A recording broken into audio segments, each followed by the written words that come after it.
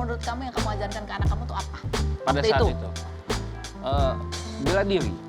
Gali Ginanjar, mantan suami dari Fairuz Arafiq, baru-baru ini menuai hujatan dari warganet.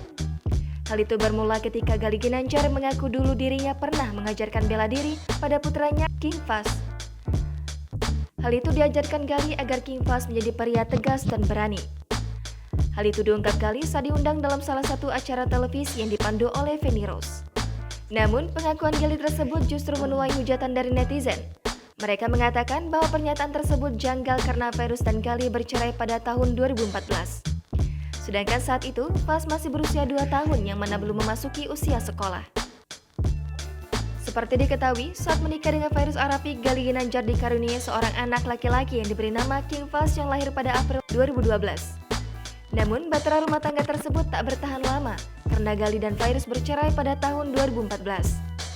Perjalanan hidup Fairuz setelah bercerai dengan Gali diketahui penuh liku. Bahkan, Gali Ginanjar disebut-sebut pernah meminta hasil tes DNA atas King Fahz karena meragukan anak lelaki tersebut adalah putranya.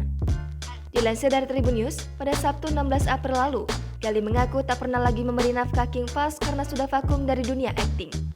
Namun, kini ia mengaku merindukan putranya itu.